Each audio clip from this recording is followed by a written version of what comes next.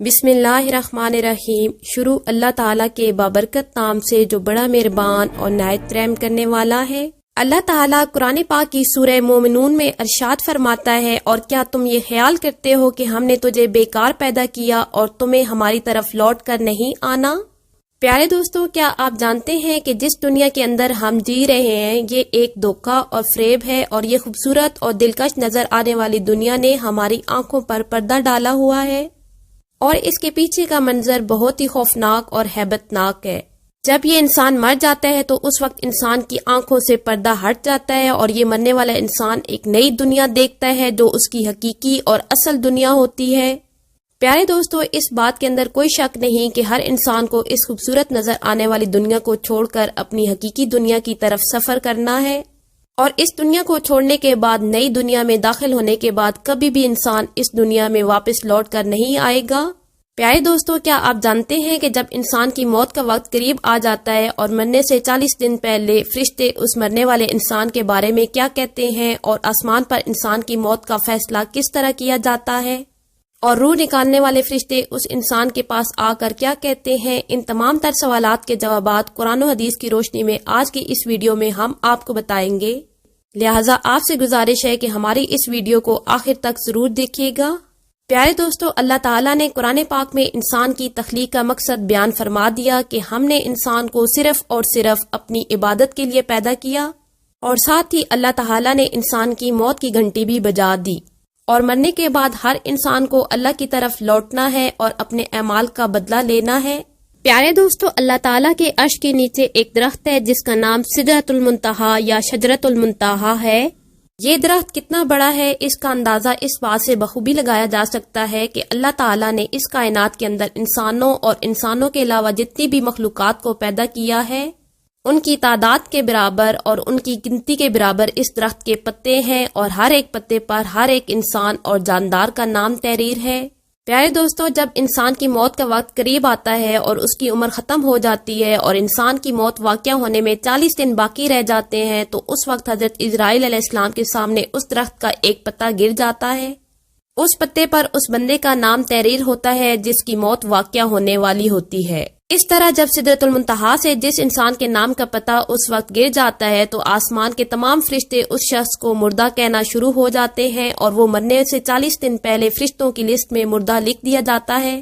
پیارے دوستو، اس طرح جب اس کی زندگی کے 40 دن پورے ہو جاتے ہیں تو ملک الموت علیہ السلام اس کے پاس آتے ہیں اور اس شخص کے سامنے آ کر بیٹھ جاتے ہیں۔ تو اس وقت وہ بندہ جب اپنی بیماری کی تکلیف میں ہوتا ہے اور وہ ملک الموت کو اپنے سامنے دیکھتا ہے اور ان کو دیکھ کر گھبرا جاتا ہے اور ان سے پوچھنے لگتا ہے کہ تم کون ہو؟ حضرت ملک الموت علیہ السلام کہتے ہیں کہ میں ملک الموت ہوں، اور میں تمہاری روح قبض کرنے کے لیے آیا ہوں۔ ملک الموت کی یہ بات سن کر مرنے والا شخص اپنے منہ کو پھیر لیتا ہے اور اس کی آنکھیں پتھرا جاتی ہیں۔ اس وقت ملک الموت علیہ السلام مرنے والے شخص سے فرماتے ہیں کہ کیا تم مجھے نہیں جانتے کہ میں نے تمہاری اولاد کو اور تیرے ماں باپ کی روح کو قبض کیا، اور آج وہ وقت بھی آ گیا جب میں تیری روح قبض کروں گا، اور تو دیکھ لے گا اپنی اولاد اور اپنے عزیز و اقارب کو جو موت کا ذائقہ چکھ چکے ہیں، اور میں وہ ملک الموت ہوں جو تم سے پہلے اگلے لوگوں کو فنا کر چکا ہوں، جبکہ وہ تجھ سے زیادہ مالدار اور طاقت کے مالک تھے۔ اس کے بعد ملک الموت اس مرنے والے شخص سے پوچھتے ہیں کہ تم نے دنیا کو کیسا پایا؟ تو مرنے والا شخص کہے گا کہ میں نے دنیا کو بے وفا اور مکار پایا۔ اس کے بعد اللہ تعالیٰ کے حکم سے دنیا اس شخص کے پاس آئے گی اور اس مرنے والے شخص سے کہے گی کہ اے نافرمان، تو نے اپنے رب کی کس قدر نافرمانی کی اور تو نے کس قدر گناہ کیے۔ تجھے بہت سارے لوگوں نے سمجھایا اور نصیحت کی باتیں سنائی، لیکن تو نے کسی کی بات نہیں مانی۔ تو یہی سمجھتا رہا کہ میں اس دنیا میں ہمیشہ ہمیشہ رہوں گا اور مجھے موت نہیں آنی۔ اس کے بعد وہ دنیا جس سے انسان ساری زندگی محبت کرتا رہا اور اپنی آخرت کو چھوڑ کر گناہوں کے اندر مبتلا رہا، اس وقت وہی دنیا اس مرنے والے شخص سے کہے گی کہ میں تجھ سے اور تیرے اعمال سے بیزار ہوں۔ پھر اللہ تعالیٰ کے حکم سے اس شخص کا مال اس کے سامنے آئے گا اور اسے کہے گا کہ اے نافرمان، تو نے مجھے ناحق اور ناجائز طریقے سے حاصل کیا اور تو مجھ کو گناہوں کے اندر خرچ کرتا رہا۔ اگر تو اپنا مال غریبوں اور مسکینوں پر خرچ کرتا تو آج میں تیرے کام آتا۔ پیارے دوستو، اس کے بعد انسان کی زبان بند ہو جاتی ہے، اور جب انسان کی زبان بند ہو جاتی ہے تو اس کے بعد 4 فرشتے اس کے پاس آتے ہیں اور سلام کرتے ہیں۔ جب پہلا فرشتہ انسان کے سامنے آتا ہے اور مرنے والے شخص کو سلام کرتا ہے، اور سلام کرنے کے بعد اس بندے سے کہتا ہے کہ اے اللہ کے بندے، میں تیری روزی پر موکل فرشتہ ہوں، میں نے پوری روئے زمین پر مشرق سے لے کر مغرب تک تیرے رزق کو تلاش کیا، مگر تیری روزی کا ایک لقمہ بھی نہیں پایا۔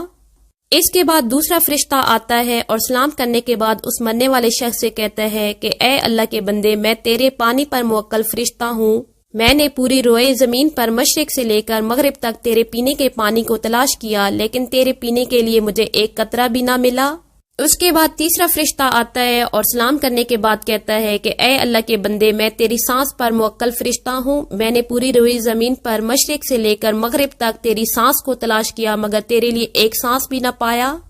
اس کے بعد چوتھا فرشتہ مرنے والے شخص کو سلام کرنے کے بعد کہتا ہے کہ اے اللہ کے بندے، میں تیری عمر پر موکل فرشتہ ہوں، میں نے مشرق سے لے کر مغرب تک زمین کے اندر تیری عمر کو ڈھونڈا، مگر تیری عمر کا ایک بھی حصہ نہ پایا۔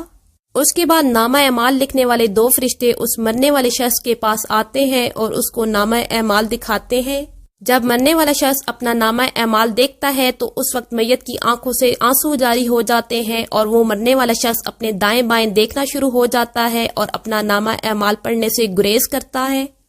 اس کے بعد ملک الموت اللہ تعالیٰ کے حکم سے اس شخص کی روح کو قبض کر لیتے ہیں، اور اس طرح وہ مرنے والا شخص جو اس دنیا کو اپنا سب کچھ سمجھتا ہے، اس دنیا کو چھوڑ کر اپنی دنیا میں چلا جاتا ہے۔ اگر تو مرنے والا شخص نیک ہو تو اللہ تعالیٰ اس کی قبر کو جنت کے باغوں میں سے ایک باغ بنا دیتا ہے، اور اگر مرنے والا شخص بد نیک ہو اور اللہ تعالیٰ کا نافرمان ہو تو اس کی قبر کو جہنم کا گڑھا بنا دیا جاتا ہے۔ آخر میں اللہ تعالیٰ سے دعا ہے کہ اللہ تعالیٰ ہمیں نیک اعمال کرنے کی توفیق عطا فرمائے اور شیطان کے شر سے بچنے کی بھی توفیق عطا فرمائے۔